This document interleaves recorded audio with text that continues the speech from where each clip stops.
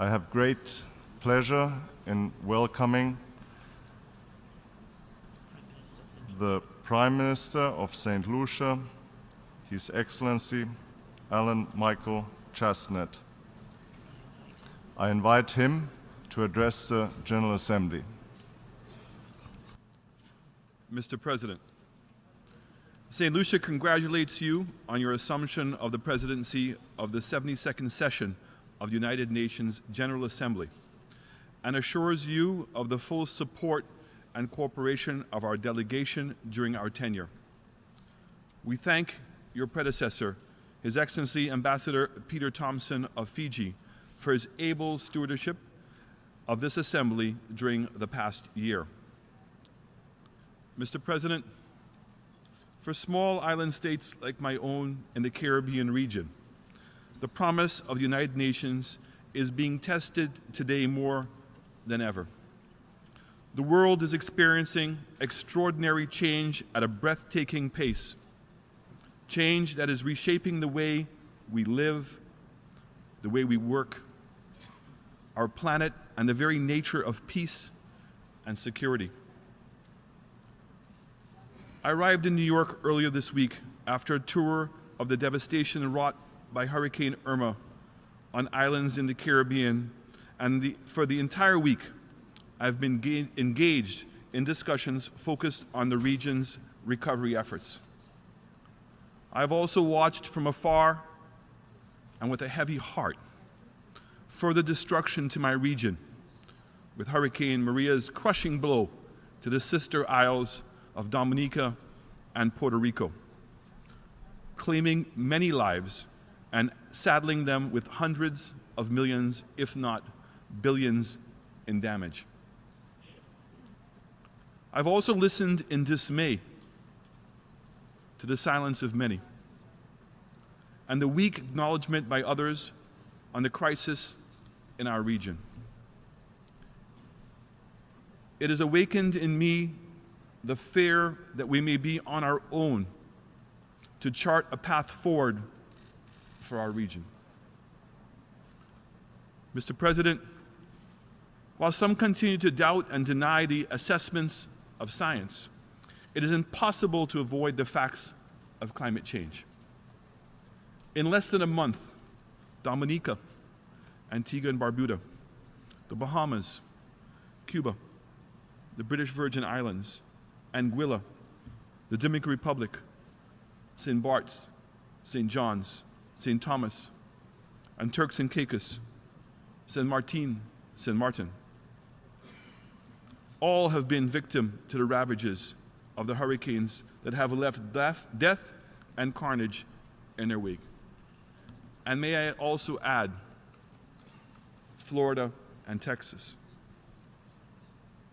The impact has been without discrimination.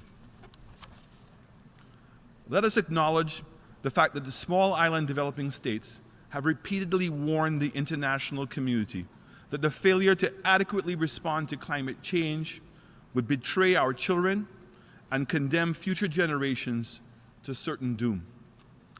I dare say that we do not have the luxury to be silent on this front anymore. We must act now. The effect of natural disasters does not have a diplomatic solution. What is needed is tangible action. The future is now, and the challenges are profound. What is fast becoming the new normal is the intensification of extreme weather events, which demands from us real solutions in real time. No longer can we depend on old mechanisms with dense bureaucracies that delay or limit a nation's ability to safeguard its citizens during a crisis and slow the rebuilding effort. I remind all here that St. Lucia, along with most of our sister CARICOM states, are anchored at the heart of Hurricane Alley, with our people on the front line, and too often the first to endure the ravages of Mother Nature's fury when the storms come off the Atlantic Ocean. Today, as we look to the world for leadership and partnership, we thank France, China, and Germany for their continued leadership on climate change issues. The government and the people offer our most sincere condolences and whatever support that we can to those in need. The ties that bind our people run deep. The pain of one is the pain of all. We ask that global community follow this ethos. Never forget that we are one global ecosystem that demands that we all be our brother's keeper. Our Nobel laureate, Sir Derek Walcott, speaks to the sense of responsibility to one's neighbor that is rooted in our cultural DNA and the imperative of helping, not out of a sense of duty, but out of a sense of community. This, Mr. President, was exemplified by Premier Dr. Orlando Smith of the British Virgin Islands, as Dominica faced the imminent threat of Hurricane Maria. Dr. Smith, whose own island had already been brutalized by Hurricane Irma, offered his unwavering support to the Prime Minister Skerritt of Dominica. Even in our destitution, we in the Caribbean open our hearts and our means to those in need. I pause here also to share our condolences to others in our hemisphere, notably so Mexico, who has long been of our support, but now faces a mounting death toll from earthquakes that have struck that country. Mr. President, I stand here and ask that we revisit many of the lofty goals as we see inequity as the heart of all our discussions and seek to address it. That of multilateral discussions on development, on resilience and the sustainable development of our countries, be equitable and just. We must acknowledge that the UN will never succeed with only a few prosper and a growing many do not. How can we, when the progress we make is fragile and unequal? How can we, when we indulge our differences to the exclusion of the work we must do together? How can we, when inequity remains the driving force of our international system, propelling some forward and leaving far too many behind? How can we, as leaders, talk about sustainable development goals when the people of our countries continue to struggle just to survive? Fundamentally, our global reality is an increasingly integrated one. No one is spared the perils of the convulsions in our world. Our economies, natural environment, and people are all connected. We in this hemisphere are not impervious to the impact of war and the starvation in the Middle East and Africa, of the persecution in Asia. We are stacked in a global row of dominoes, where a disruptive event in one country begets similar or worse events in neighboring countries, and spreads, impacting us all and testing our social, political, and economic systems. We live in a world of imperfect choices. Choices between clinging to old systems that do not serve us and rethinking new ways to secure a better future. We must not turn away from the hard choices. We must not fear change. Our challenges are real, serious, and many. We, the United Nations, must get better at the policies that strike at the root of the problem and ground our 17 Sustainable Development Goals in one word: equity. I must repeat a point stated earlier, that in a time where inequity pervades every aspect of our international order, what hope do we have to successfully implement the SDGs when the deck is stacked against many of our people? How do we ensure that all citizens have the most basic needs, like food, on their plates, when we struggle from crisis to crisis. We must agree that there should be a minimum standard of living for each and every one of our citizens. And we must maintain base standards that provide adequate health care, education, housing, security, and economic opportunity for every citizen in our countries. Without establishing such standards, we cannot engage in any meaningful discussion or action plan for sustainable development. This is what will stem the flow of migration. This is what will offer opportunities for them to be productive members of our society. This is what will dull the urge that drives some to crime and others into the arms of groups that foment evil.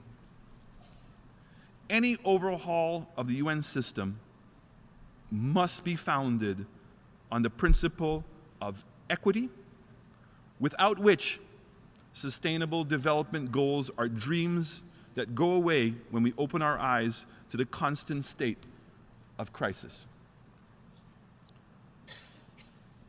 Mr. President, I take this moment to assure the Secretary General of my country's support in the necessary effort to reform this institution, to address a new era of responsibility. At the heart of any reform of this nature, we must all, nations large and small, play our role to protect the rights of individuals everywhere. In the face of mounting challenges, we must seek the courage and the wisdom to act boldly and collectively, to revise outmoded programs and that are so glaringly inadequate and to the needs of our time. We have to harness new ideas and technology and to invest in the individuals and the generations that will build our future. We must see more in terms of outcomes and less in terms of bureaucracy. We must come here to make a difference and to be able to return to our homes delivering on the promise that we make. The mobilization of the leadership of the world to come here is all for naught if we don't deliver. We must come here to make a difference and not get carried away by the name calling, but instead ground our discourse in common respect and a commitment to deliver to those we lead. Mr. President, we must understand and acknowledge that when times change, so must we. Our claims to the fidelity to the words of the Charter mean nothing if we do not create new responses to old and new challenges. We must be the source of hope to the poor, the sick, the marginalized, to ensure peace and a decent life for all of our citizens on a sustainable planet. This requires the constant advance of the principles of our Charter. The commitments we make to each other must be honored, thereby strengthening our trust. Within and beyond this organization, we must look more honestly at how we categorize each other and how the development and donor community rank us. How can we call a country a middle-income one today based solely on its per capita GDP, when we know that its geographic location renders it vulnerable to natural disasters that have the capacity to bring it and its people to their knees? It is unconscionable to see our peers have to beg and plead for goodwill and to have to depend on commercial rates to rebuild broken economies, all because the traditional system is so unyielding, archaic in its design, and at times heartless. This model must change to one that allows small and developing nations the real opportunity to survive and thrive in an increasingly cold global environment. The model has to change to allow us all the opportunity to build back stronger and more resilient, the infrastructure that can secure our futures and that of our people. Mr. President, the people of my region are resilient. We're a people and a region committed to working together to rebuild stronger and better. In times of challenge, we do not hesitate to commit our scarce resources to each other, truly being our brother's keeper. We've also been very fortunate to receive support from friends near and far as we seek to make a better world for those who will follow us. In our case, friendships like those that we have with Taiwan, Cuba, and Mexico, amongst others, allow us to envision a positive future. I ask that while we may come from different places and with different priorities, we must never forget that we share a common future. A future that will only be secure if we meet threats, challenges, and opportunities together with greater cooperation and understanding. Our generation's task is to engage in a common effort and towards a common purpose, to answer the call of our times. Let it be said by our children's children that we were tested and we did not fail, but we delivered to future generations a better world.